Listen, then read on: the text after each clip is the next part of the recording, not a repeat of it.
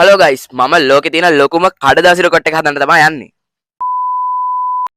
ඉතින් ගයිස් අපේ කඩදාසි රොකට්ටුව හදන්න මම වැඩ ආරම්භ කරේ මාගේ පරණ පොත් රාක්කේ. අපි රොකට් එක හදන්න කඩදාසි වලින් ඉන්නේ. ඉතින් මම කඩදාසි වලට වෙනම සල්ලි යදන් කරේ නැහැ. මගේ පරණ පොත් වල තියෙන කොළ ටික අරන් තමයි මම රොකට් එක හදන්නේ. ඉතින් ඒකට මම මගේ පරණ පොත් ටික ඔක්කොම එකතු කරගත්තා.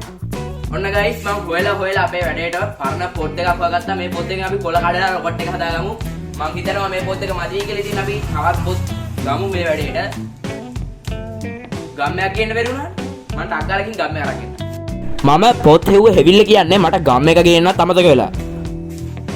ඉතින් යාළුවනේ මං එහෙම ගම් එක හොයන්න ගියා. හැබැයි අපේ ගෙදර ගම් ඉවර වෙලා.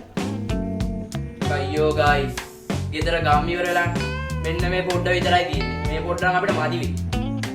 කමන්නේ. ලදදී සතුටු වෙන්න ඕනේ කියනවනේ. අපි මේකෙන් අලව පුළුවන් තරම්. ඉතින් යාළුවනේ මේ වැඩේට මං හොයාගත්ත පොත්වල පිටු එකින් එක මං ගලව ගන්න පටන් ගත්තා. ඇත්තටම යාළුවනේ මම මේ රොකට් එකක් හදන්න කියලා හිතාගෙන කොළේ රුවට මට කිසිම අයිඩියා ගන්න නැහැ කොහොමද රොකට් එක හදාගන්නේ කියලා.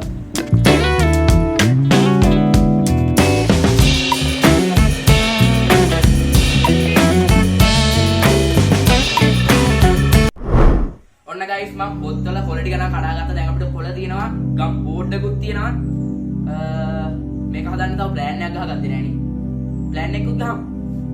ඔන්න ඉතින් ගයිස් දැන් තමයි මට මීටර් උනේ මං ප්ලෑන් එකක් හදාගත්තේ නෑ නේද මේ වැඩේට කියලා. ඉතින් ගයිස් මං කොලේකුයි පෑනකුයි අරගෙන හෙන වෙලාවක් කල්පනා කරා කොහොමද මේකට ප්ලෑන් එකක් ගහගන්නේ කියලා. A few moments later. ඔන්න ගයිස් ඉතින් අන්තිමේට මගේ මොළේට ප්ලෑන් එකක් ආවා. ඉතින් ගයිස් මගේ ප්ලෑන් එකට අනුව මම වැඩ පටන් ගත්තා. ඔන්න ඉතින් යාළුවනේ මම ප්ලෑන් එක නම් හදලා ඉවරයි. දැන් තියෙන අපිට අලව ගන්න තමයි. මම හිතනවා මේක අලව ගන්න මට තනියෙන් බැරි කියලා. ඒකද මම තව යාළුවෙක් එක්කන් එන්න ටක් ගාලා ගිහලා.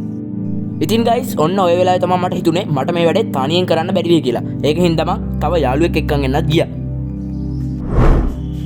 ඔන්න ගයිස් මම යාළුවෙක් එක්කන් ආවා. මෙයාත් එක්ක තමයි මම අද රොකට් එක හදන්න යන්නේ. මම මෙයාට කිව්වේ නෑ මොකද්ද අපි කරන්න යන්නේ කියලා. දැන් මම කියනවා මේ තියනවානේ කොළ ටික මේ කොළ ඔක්කොම එකතු කරලා අපිට ලොකු රොකට් එකක් හදන්න තමයි තියෙන්නේ. අපි දෙන්න බෙදාගෙන අරන් දැන් පටන් ගමු වෙනවා. ඔය අර ටික අරන් මම මේ ටික අරනවා.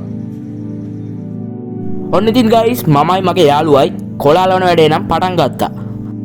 ඉතින් ගයිස් ඔයාලට කියන්න මේ කොළ අලව ගන්න වැඩේට විතරක් අපිට පැයක් විතර ගියා.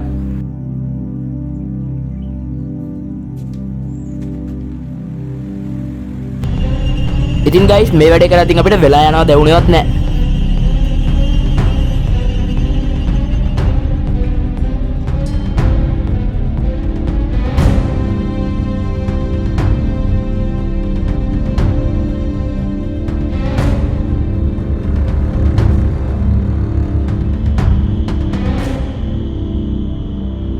ඉතින් ගයිස් මේ වැඩේ කරනවා බලන්න මොනරෙකුත් ඇවිල්ලා.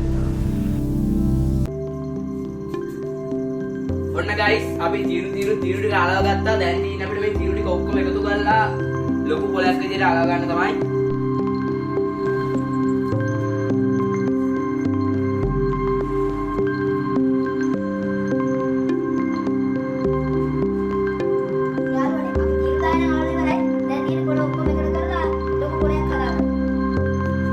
ඉතින් ගයිස් අපි හදාගත්ත තීරු ටික අලවන්නත් අපි පටන් ගත්තා.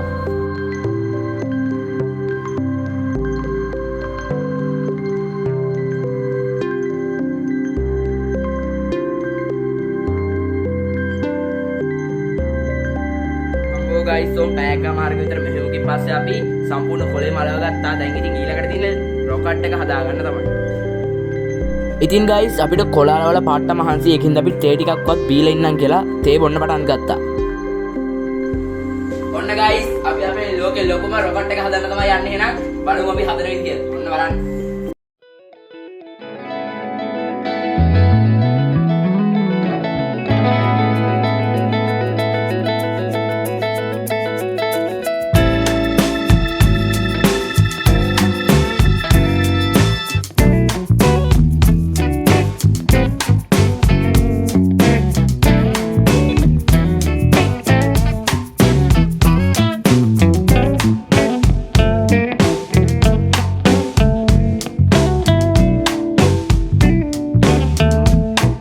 ඉතින් ගයිස් ඔන්න අපි අපේ රොකට් එක හදලා ඉවරයි.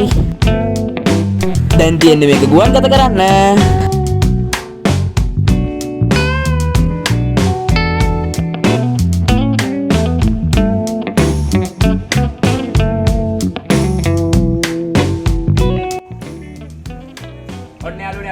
කොහෙද දැන් අපි රොකට් එක යවලා බලමු.